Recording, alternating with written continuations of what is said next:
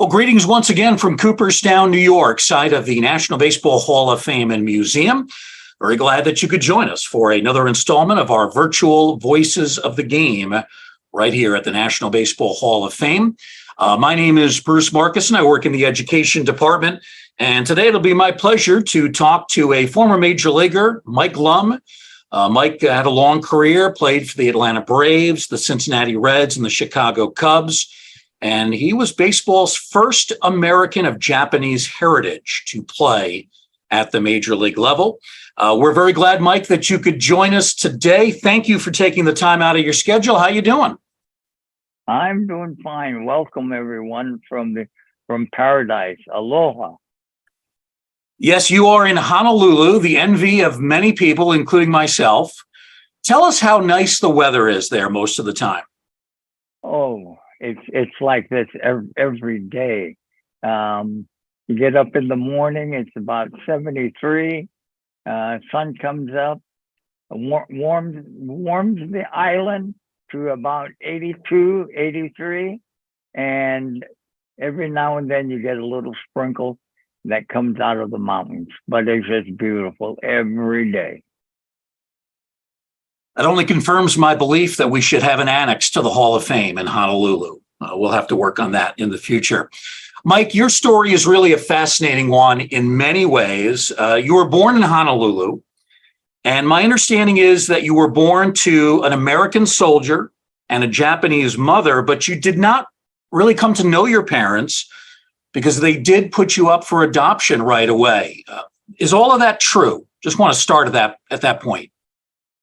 Well, yeah, as the years goes by, the story gets bigger and bigger. All I know, I was adopted by a Chinese family. Mm-hmm.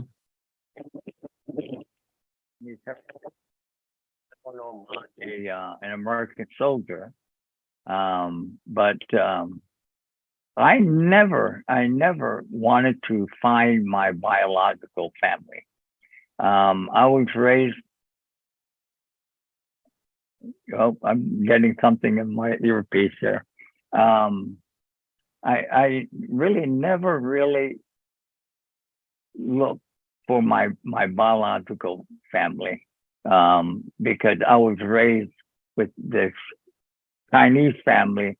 It was a great place to be for me, and they taught me all the right things, and but had a great life growing up in Hawaii as a child. So you never even got to know the identity of who your birth parents were? No, I did not, and it wasn't important for me. Right. Growing up in a household in Honolulu, Chinese parents, were they kinds of people that really kind of borrowed from Chinese culture, or did they live maybe more of an American lifestyle? Talk a little bit about that upbringing. It was both. Both of my parents were born in Hawaii. They also raised me with the Chinese culture, very strict, very disciplined. You better make sure you do the right thing because the Chinese culture is respect, care for other people, mm-hmm. and don't mess up. When they learned that you were interested in baseball, how'd they react to that? I had no problems. My dad was sports minded. He played baseball. And how it all started was my neighbors were headed down to the park. I was 8 years old, and they asked me if I would be interested in going down to try out. So that's how I got started when I was 8, and we went to a baseball tryout camp. We should note that there have not been a lot of Native Hawaiians who have gone on to the major leagues. When you made the Atlanta Braves roster in the late 1960s, you were only the fourth Hawaiian to make it to that major league level. Growing up in a place like Hawaii, we don't necessarily think of it being a place where baseball is played all that prominently, but that never bothered you. That never seemed to get in your way. No, I never thought about it. I just played. God, I'm trying to think of there was a gentleman from Boston that came to Hawaii, brought a baseball to Hawaii, lived here in Hawaii, and died here in Hawaii. I can't think of his name, but that's how I think it got started, was through this gentleman from Boston that brought the baseball over. I think you're referring to Alexander Cartwright, correct? Exactly. That's Yeah, who it is. that's right. And he is buried here in Hawaii. And when you go to his gravesite, people aren't putting flowers now. They're putting baseball. Really? Yeah. Yeah. At what point, Mike, did you realize, I'm pretty good at baseball. I've got a shot to make it professionally. When did that realization come to you? Well, I had a football scholarship to go to Brigham Young University. They ran the single wing, and that's what we ran in high school. It was more of a running offense. Mm-hmm. But I signed a professional baseball contract. And in those days, if you sign a professional contract, whatever sport it is, you can't play an amateur sport.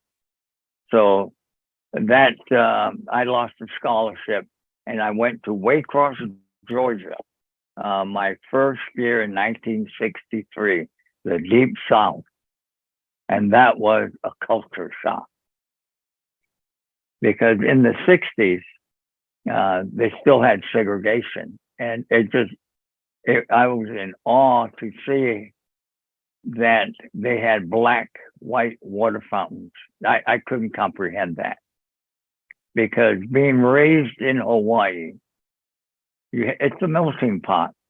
You have all the different nationalities: Korean, Japanese, Chinese, Filipino, Portuguese, and everybody lived together with no problem. But when I went to Waycross, it was a shock to see that. So growing up in Hawaii, there were no segregated water fountains, no segregated restaurants, theaters, nothing like that. None at all. Everybody lived together in harmony. Yeah.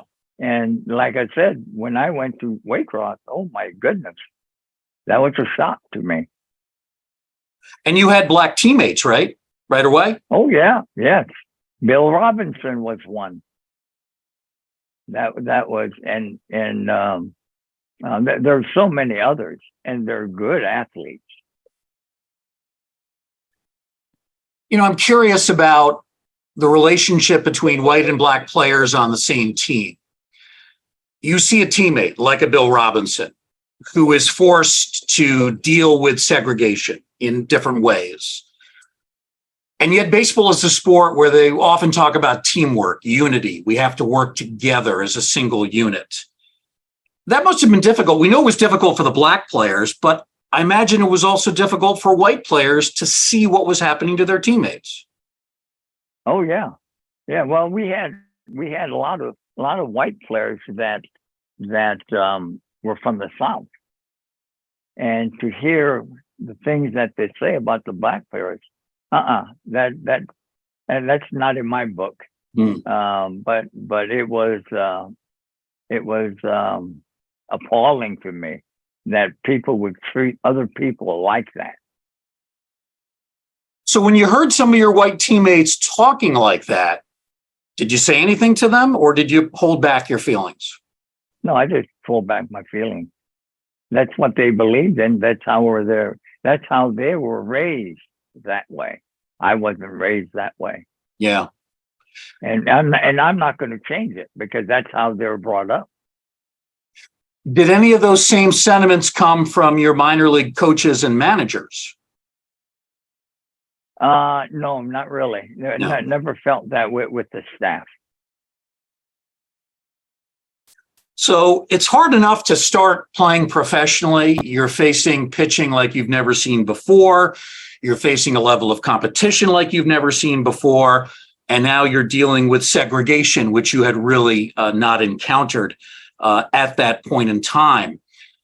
Do you think it affected your play at all, at least initially? No, it didn't, because I had a job to do. I worry about what I can control. I worry about where my feet is at the time. I don't worry about what's around me when I'm playing, because I have a job to do.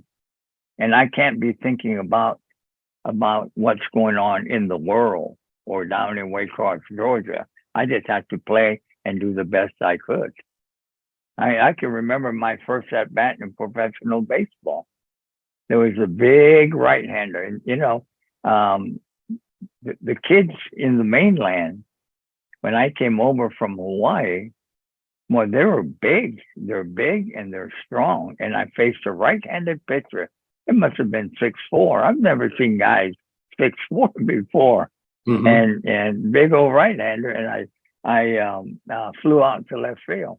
Yeah. But it was you have to look at these players, that how good an athlete they were, and you have to compete against these people. Yeah. Mike, by the time you made the major leagues, the Braves had actually relocated from Milwaukee to Atlanta. Hang on. Okay. Can you still hear me?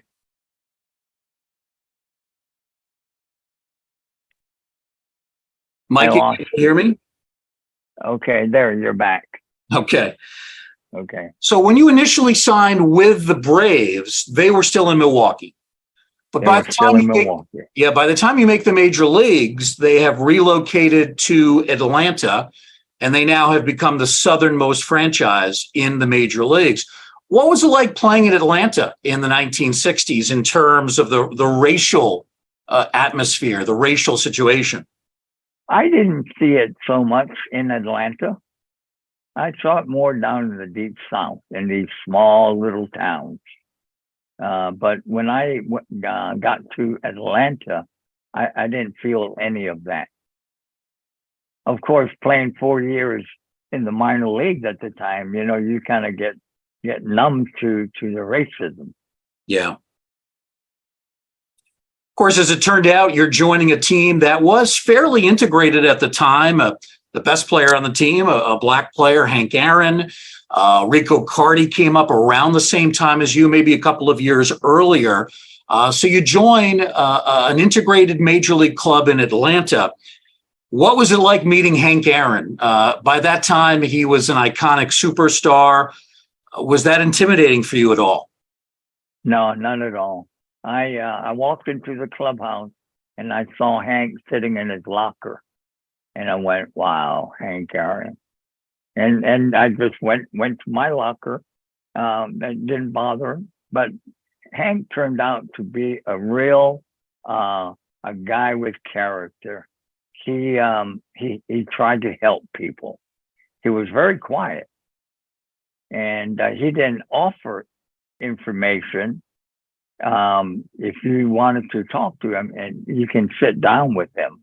Yeah. And it was very pleasant. In fact, I got a story for you, how I got to the big leagues.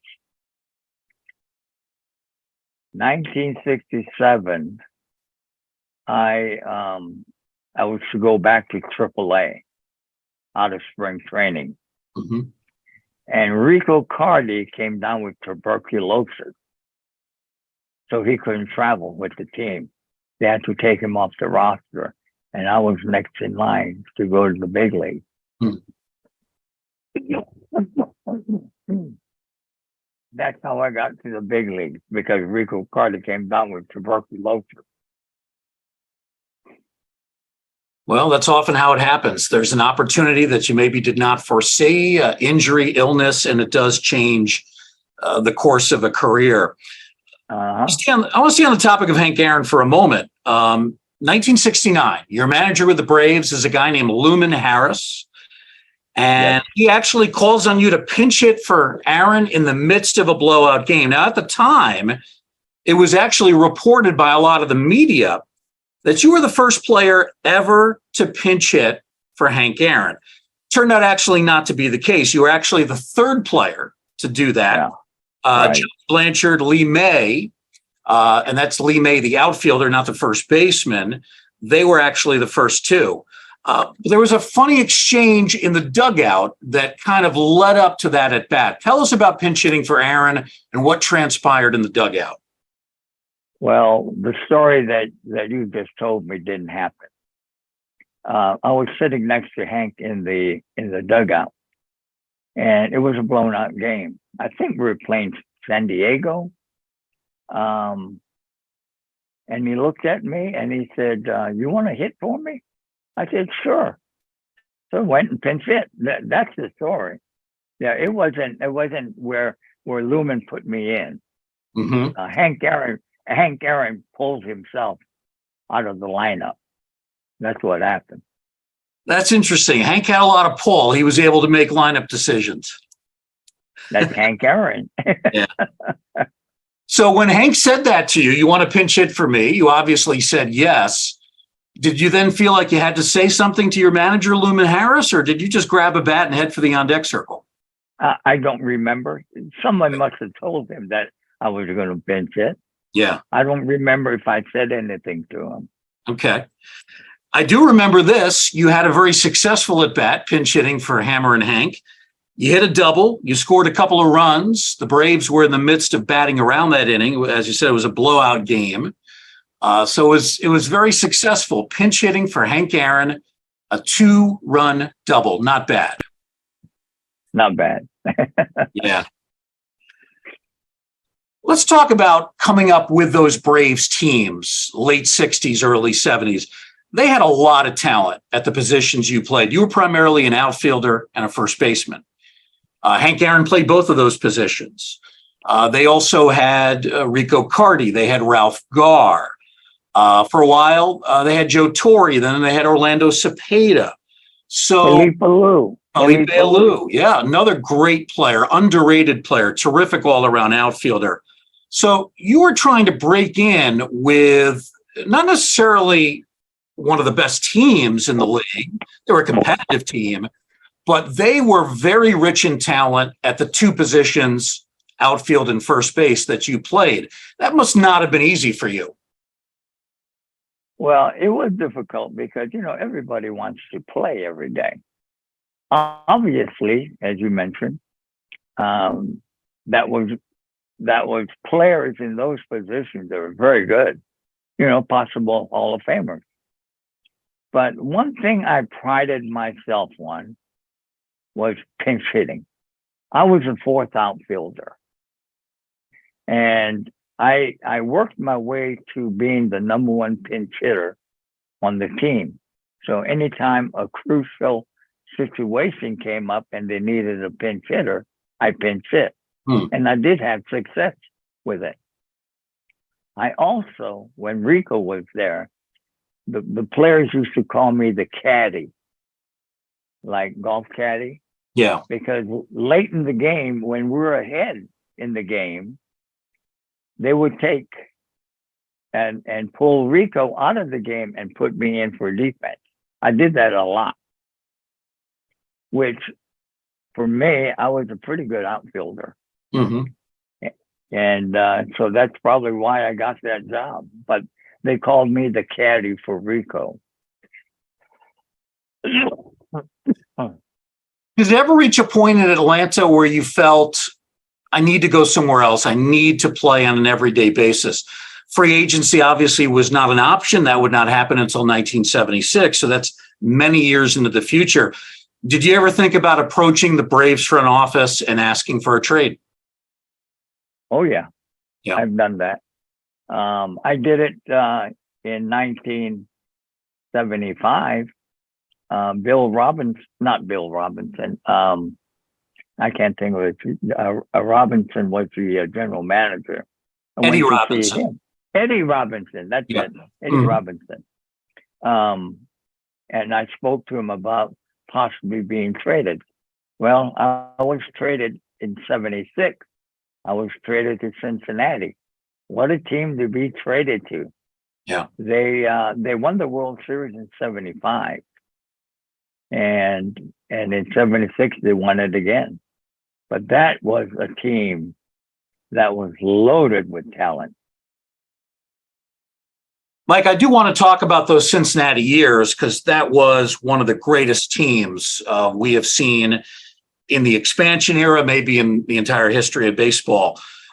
But during those years in Atlanta, you did have a couple of pretty good seasons as more or less an everyday player. You put up good numbers in 1971, then you kind of fell back a little bit in '72. Then in 1973, you end up having your best season. You go to spring training. You're fighting out for the first base job with two other very young players. I believe they were rookies at the time. Andre Thornton, who would go on to have a very good career, and Jack Pierce, who would have a little bit of a lesser career in Atlanta, later in Detroit. But you end up winning the job, and you pretty much are the everyday first baseman. You had career highs, batting average 294. You hit 16 home runs. That year must have been a great deal of fun for you. That was. Well, you know when you go to the park that you're going to be in the lineup. And I've always said this, the more at-bats you can get, consistent at-bats, not like a pinch hit role. Mm-hmm. You might get 2 or 3 at-bats a week. But if you have consistent at-bats, you can get more into a routine and feel comfortable at the plate. Well, the numbers show that I had over 500 at-bats that year and put up the number I put up. And I was very, very pleased with that because I drove in 82 runs that year too. Yeah. Do you sense that your manager, Eddie Matthews, liked you? Yeah, I think he did. I was kind of a leader along with Darrell Evans. I think that was the year. Aaron, Evans, and Davey Johnson all hit 40 or more home runs. So the numbers that I put up, I thought was very special because by the time I came to the plate, they cleared the bases. Mm-hmm. There was nobody on base. But that was a fun year because those guys did all those home runs. That's a lot of home runs for 3 guys on one team. Yeah, absolutely. And also playing in a ballpark, the launching pad, that was known for being pretty favorable to offensive players. When you look back at that season in Atlanta, 1973, Eddie Matthews, your manager, you mentioned that you were one of the leaders on the team, you and Darrell Evans. In what ways did you lead? Were you more of a leader by example? Did you talk a lot? You don't seem to me like a real loud rah-rah type. I'm curious, what were the ways you led for that team? By example. We did the right thing. You know, we patted our teammates on the back. Everybody. Baseball kind of people look at it as an individual sport, but you have to play the game as a team. I don't think they do it as much today, where you move runners, guys stealing, hit and run. They don't do that much anymore. We did it a lot in our era. But were you the kind of guy, Mike, were you the kind of guy that got along with everybody? Yeah, I am. I really am. Yeah. Life is too short. And I think it's my upbringing here in Hawaii. Everybody got along here. And you made sure that your teammates or your family members all were doing well. because if everybody's doing well, everybody's happy. Yeah. I'm curious, Mike, about your teammates. Were they well aware of your Japanese ancestry? You know, we hadn't had a player, a Japanese-born player, since Masanori Murakami in the mid-1960s.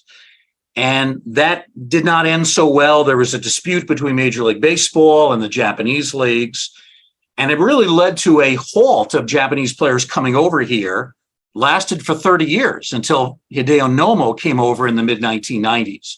So there could not really be Japanese-born players here, or at least veterans of Japanese League Baseball.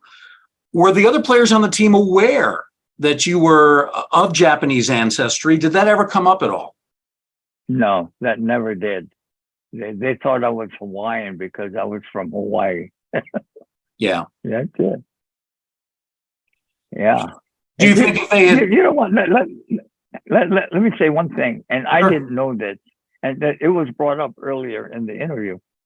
You know how many players, Hawaii-born players, that have played in the major leagues?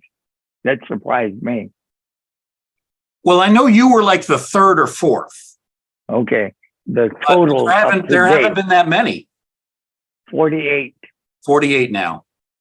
Yeah, there's 48.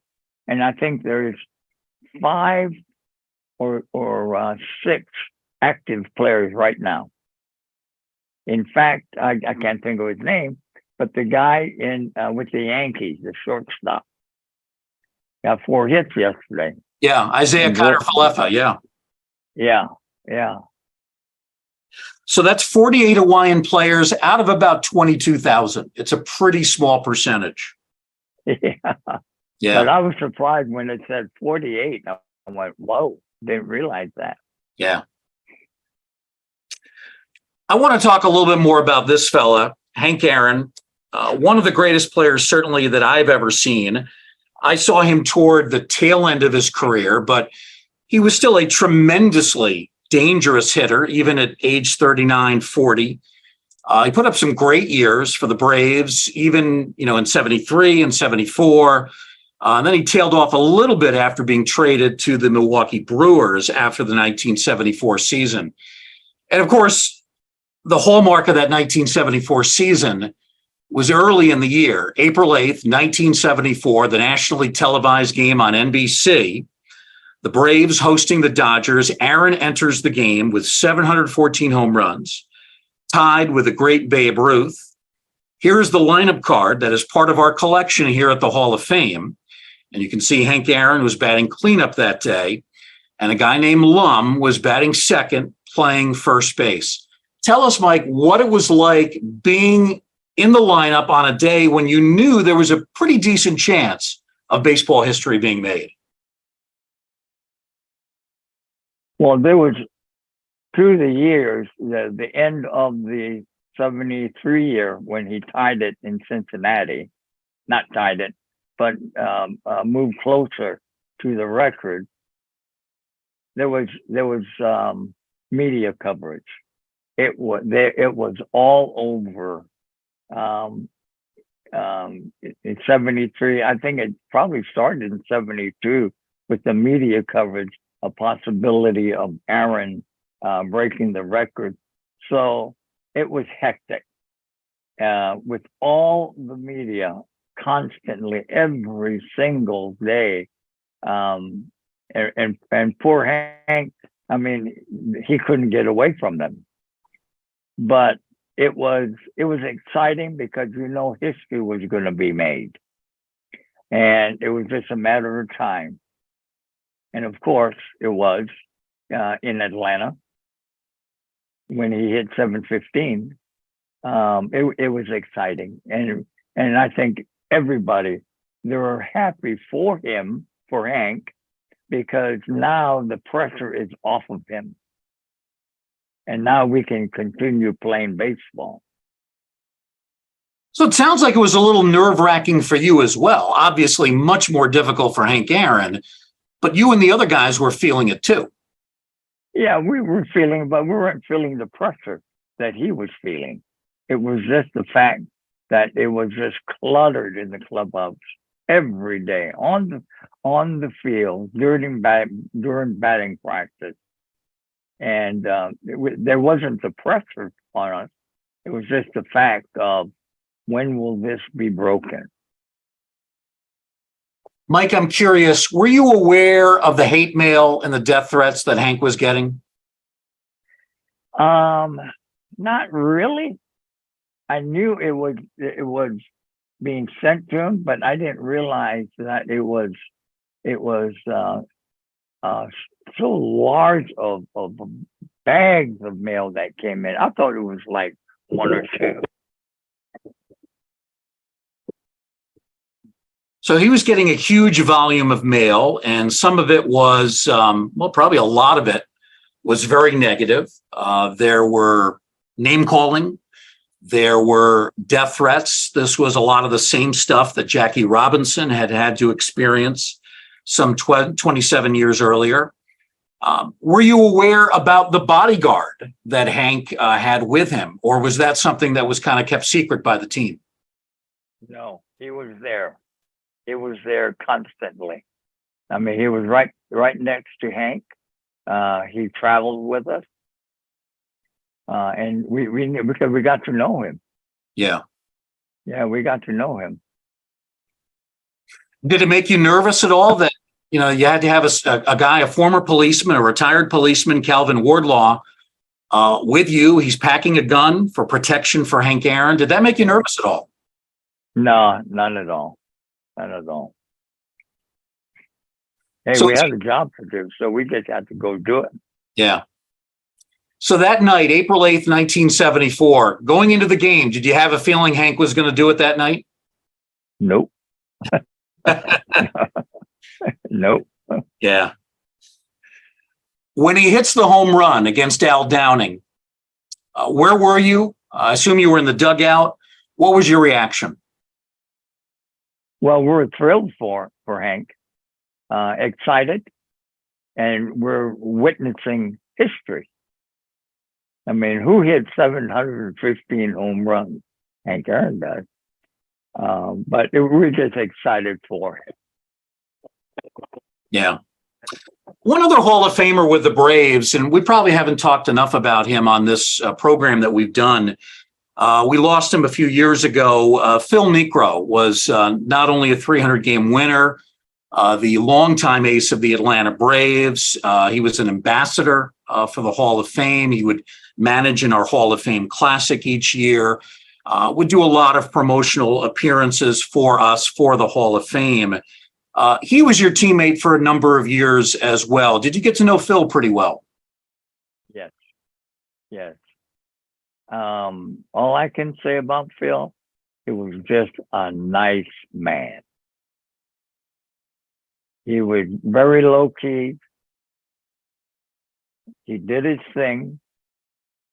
And you know that he was getting ready to pitch that night because he was filing his fingernails.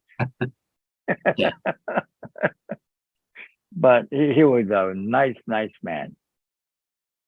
And his brother, Joe Niekro, I just found out that the only home run that Joe Niekro hit when he was with Houston, Joe Niekro is a pitcher also. Right. The only home run that he hit in his career was off of his brother Phil. Yeah, an amazing coincidence. Yeah, Phil, we still miss Phil quite a bit here at the Baseball Hall of Fame. Never saw him angry, always a gentleman, always someone willing to, give a kind word to a fan, Yeah. to a Hall of Fame employee. Let's talk about the next phase of your career, Mike. You move on to the Cincinnati Reds. You were traded at the winter meetings that year. You go to the Braves or from the Braves to the Reds for an infielder, Darrell Chaney, who had been a utility player in Cincinnati. I guess you had said earlier that this was a trade you'd kind of asked for, not necessarily Cincinnati, but you had wanted to go somewhere else. When you heard it was the Reds, what'd you think? Oh, I was excited. They just won the World Series, and I'm going to play with some great players. And I felt like when I got to spring training, I fit in. I felt very comfortable. I fit in with the group of guys. They're all great guys. And I think this is one reason why this team was so good. They had talent and they all played together. And there wasn't any jealousy among each other. Everybody knew the job that they had to do. Like a Griffey, like a Geronimo. He knows that he's not a home run hitter, and he does what he does best: play defense. Steal a base, get a base hit here and there. They all knew their role of what they had to do, and I think that's one reason, other than all the talent that they had, why they were so successful. And also, there was a standard that the front office made sure that everybody understood. Short hair, no beard, wear your pants at the right height, your stirrups, your stirrups or your socks, certain height. Mm-hmm. And everybody just did it. There was no complaining, oh, we got to do this, we got to do that, because that wasn't the character of the team. And it was enjoyable. I did notice in this picture that we have in the Hall of Fame collection that your hair does look considerably shorter than your hairstyle in Atlanta. Not that you had long hair in Atlanta, but it just looks really short under the Reds cap. I imagine Sparky Anderson must have made you feel very welcome, because when the trade was made, he was quoted as saying that he considered you the most underrated player in the National League. So Sparky was on your side from day one. I think so. When I was with Atlanta, I beat them a couple of times with a base hit. but I was traded, and Bob Bailey was traded to Cincinnati the same year. And what they were trying to do was to improve their bench, guys coming off the bench. And they went out and they got both of us. And the thing about Sparky had it made. He had all those great players, and he stayed out of their way. Mm-hmm. The thing about that team too, the coaching staff. There was a coach there by the name of George Sugar, a long-time baseball man, mm-hmm. who was like us. We would go out and do our running. George was with us. He was always there, and he always had our back. And I think the coaching staff, Ted Kluszewski was the hitting coach there, big name, former major league player. Yeah, so it was kind of like a family. Yeah. George Scherger, that's a name I've not heard in many years, but a longtime coach with the Reds under Sparky Anderson. Yes. For those younger people that might be watching this that never saw that Big Red Machine in action, give us an idea of what it was like being part of that team. It may be the best team. I suppose it's between the 76 Reds and the 98 Yankees for me. Those are probably the two best teams I've ever seen. But for those people who never saw the 76 Reds, tell us how good they really were. Talent-wise, they're tremendous. You got Johnny Bench, Hall of Famer. Tony Perez. Wasn't he a Hall of Famer? Tony was a Hall of Famer. Yep. Joe Morgan, Hall of Famer. Davey Concepcion at shortstop. Pete Rose at third. Then you had Foster, Geronimo, and Griffey. All of them could play. So take that into consideration.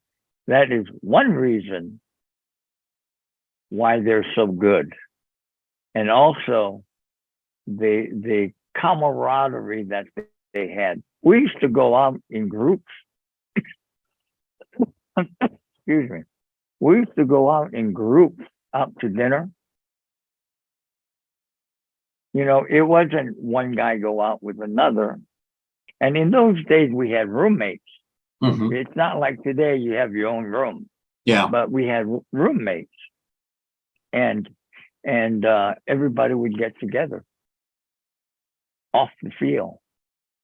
So it just shows you that the effort of the team was one.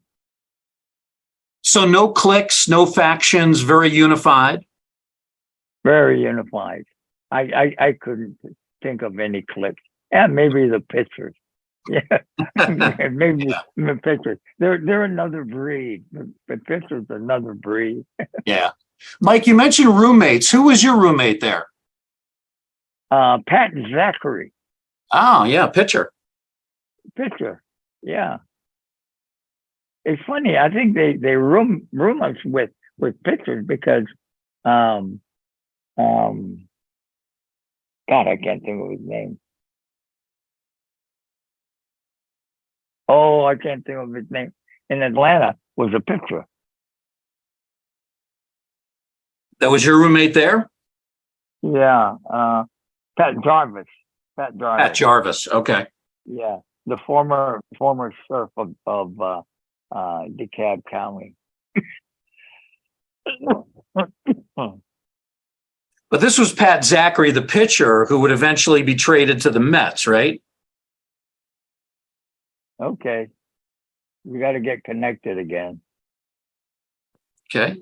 We'll get reconnected to Okay. Mike Lum. Yeah, We are going to continue our virtual Voices of the Game program. And while we wait for Mike to reconnect us, just want to let you know that we will take any questions or comments that you have in our chat room. We have a couple of questions in there already.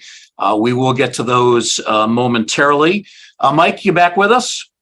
Yes, I am. Yeah, we were talking about Pat Zachary was your roommate. Interesting that they would pair an outfielder, first baseman with a pitcher, but I guess I could see that. Maybe pitchers and hitters don't always, collaborate with each other. There's perhaps another way to try to foster some team unity, some team spirit. One last question on those great Reds teams. That 76 team, amazing. In the World Series against the Yankees, and I grew up as a Yankee fan, so it was a difficult series for me to watch. I don't think, though, I've ever seen a series that was so one-sided. And it wasn't that the Yankees were bad, but the Reds were just otherworldly. I mean, I got the feeling that if they played 15 or 20 games, the Reds might have won, just about every game. They were just on another level. Nobody could have matched them at that point. Well, we were hot. I think we sweep. We swept. Oh, yeah. Yeah, and I think we played. I'm not sure. Philadelphia in the playoffs. I think we swept them too. Yep. Yeah. Phillies in the National League Championship Series, and then a 4-game sweep of the Yankees. And then 1977, things wouldn't go quite as well. But 76, the second of 2 consecutive titles, World Series titles for that Big Red Machine. Other parts of your career, Mike, kind of interesting and really haven't been talked about all that much. You stayed with the Reds. You then went to the Cubs for a little bit at the tail end of your major league career. But then you end up playing a season in Japan, 1982. You signed with a team called the Yokohama Taiyo Whales of the Japanese leagues. You played pretty well. You batted .269. You had 12 home runs, 46 RBIs. I'm curious as to why you went there. Did you go there in part because this was a chance to maybe learn more about your own Japanese heritage? Or was this simply a case of, I'd like to play a little bit more, and they pay pretty good money over there? Well, tell us what the factors were there for you to go from the major leagues to the Japanese leagues. My plan was to end my career in Japan. I wanted to play there as long as I could, because I know I am at the end of my career. And this is the first time in my baseball career I got an agent, and his name was Dick Moss. Mm. Dick Moss was with the Players Association with Marvin Miller. So I figured if I'm going to get an agent, I'm going to get the best. So that's why I went out and got Dick, and Dick was the one that got me this contract with Japan. And And you made pretty good money, right? Yeah, Yeah. good money. Yeah. You know, you have to remember when I broke into baseball, the minimum salary was only $10,000. Not like now; it's over $500,000. Mm. Mike, playing there for the one season, I imagine you learned a lot about Japanese culture. Well, I knew a lot about the Japanese culture. My brother-in-law is Japanese. A lot of my friends are Japanese. In fact, I still see a couple high school friends here that I went to school with that are Japanese. So you're with the Japanese people, the Japanese culture. I also know about the Chinese culture and everything else here. The surprising thing for the Japanese players was when I started eating the Japanese food, like dried squid. You know, well, Americans don't eat that. Well, I do because I'm from Hawaii. So it was a lot easier for you having some of this familiarity with Japan and Japanese culture.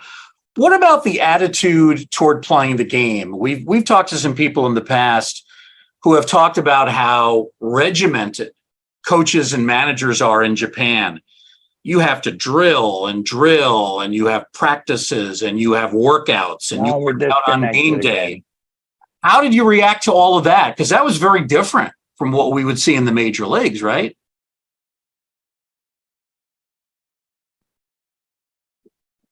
Very different, Mike? Oh, okay, now I was cut off again. So you have to ask that question again.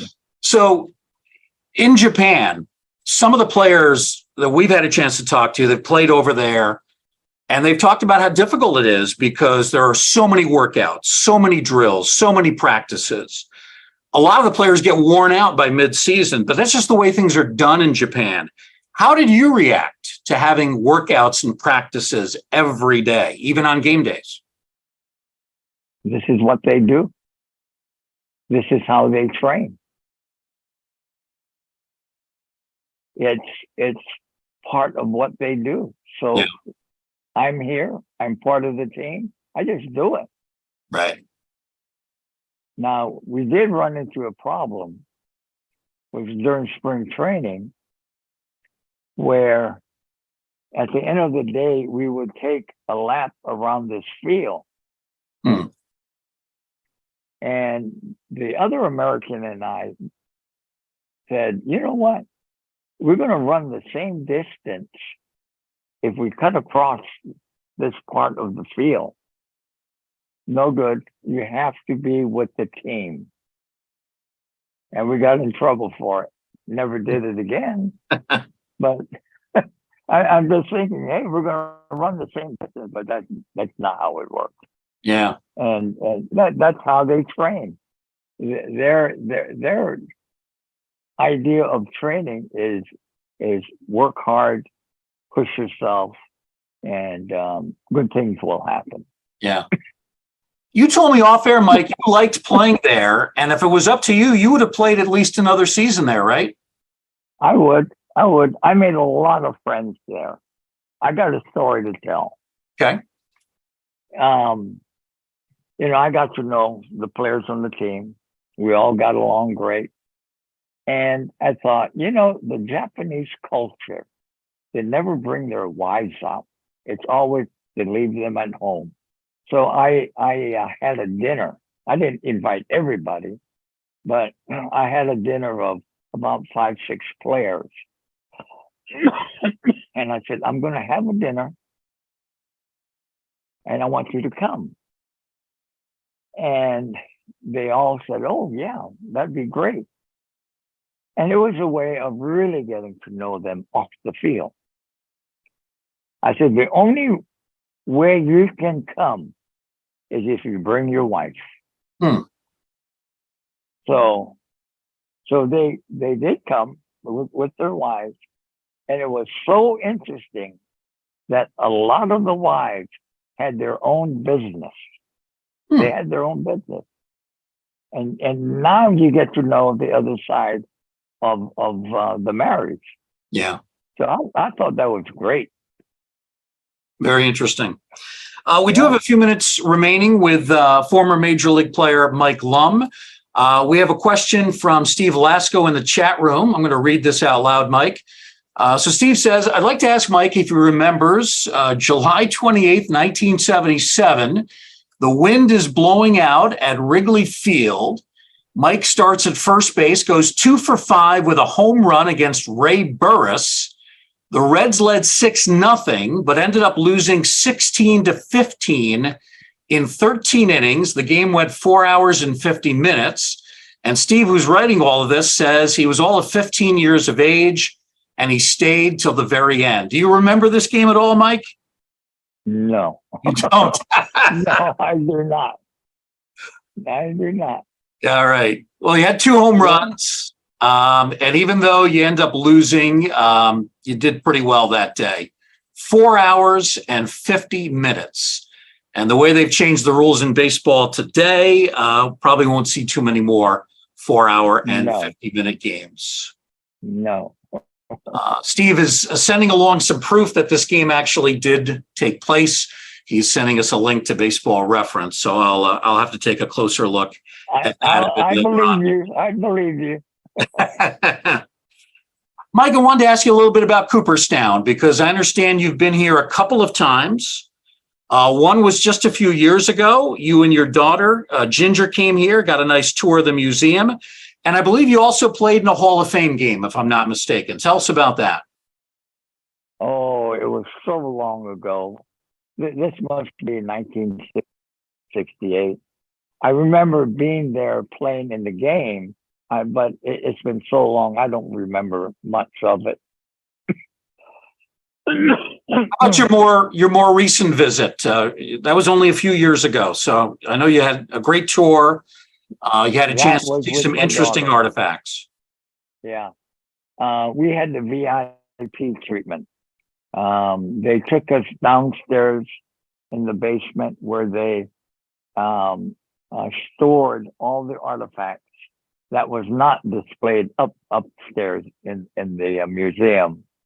And we were able to, they brought out some bats, some uniforms of special players. I thought that was incredibly exciting for me. And we're able to also go into the library. I don't know if it's open to the public, but we went into the library and my daughter had a great time because she was able to get my file and make copies of my file. And also Cooperstown is a beautiful little town. Yeah, absolutely. It's nice that your daughter could get copies of some of those articles, some of them from the Sporting News, Sports Illustrated, various magazines, various newspapers, some pretty hard to find, but thankfully we have a lot of that in our files at the Baseball Hall of Fame library. Mike, I'm curious about what you're doing these days. I know after your playing days, you went into coaching. You worked in the Pirates organization. You were in the White Sox organization for a while. You also spent some time with the Kansas City Royals. You did retire a few years ago. How do you fill your days today? Netflix. I'm, retirement is nice, but I've been structured all my life See, I was in professional baseball for 58 years. And now I have to find things for me to do because do what you want. Yeah. And being here in Hawaii is nice because the weather is so nice. You know, if I want to go to the beach, I can go to the beach. I can go hiking.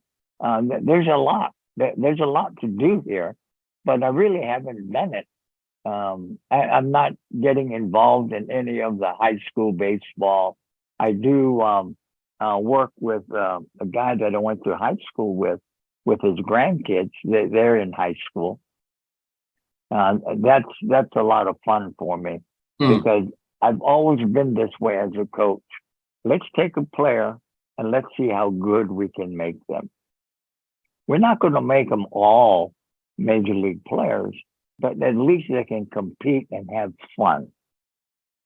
And I think that's important for me because I think it's gotten to a point now where coaches just fill these players' heads with information and the kids can't enjoy the game. I think that's one big reason or big change that has happened in baseball. And I'm talking at every level.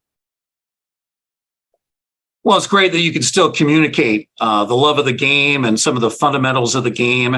It's been a while now since you played, but you still have the memory of what you did, the fundamental play, both as an outfielder, as a first baseman, also as a hitter as well. And you know, you're always welcome to come back to Cooperstown. So if you have a chance to do some traveling, you're looking for a place to go, you know, we'd love to have you back here, Mike, right? I will be back there. I'm going to bring my daughter, and we want to do the same thing we did because it is such a beautiful town. Yeah. And as I understand, the fall is a nice time to come. I'll be there. Yeah. Our producer, Addie, suggested to you during our little pregame talk that you come here in the fall, that's one of the great times. And I would certainly agree with that as well. Mike, I want to thank you very much for joining us over this past hour. I remember seeing you play, and it's always great to connect with somebody that I kind of grew up with. I grew up with baseball in the 1970s and early 80s, and an opportunity to talk to somebody that I saw play mostly on television, but occasionally live. It's always a fun thing for me. It's always a thrill, and we really appreciate your time. Thank you. Thank you, Bruce. I enjoyed it. That's Mike Lum, former Major League outfielder, first baseman for the Atlanta Braves, Cincinnati Reds, and Chicago Cubs. Played with a veritable who's who of teammates, the likes of Hank Aaron, Orlando Cepeda, Phil Niekro, Johnny Bench, Tony Perez, Joe Morgan. Just amazing. Some of the teammates that Mike accrued during the course of his very fine Major League career. We thank Mike Lum for joining us on Virtual Voices of the Game. We thank all of you for joining us as well. Springtime has arrived here, full bloom here in Cooperstown. We hope the weather is as good where you are as it is here. Thanks, everyone, for joining us. Have a great day. Take care.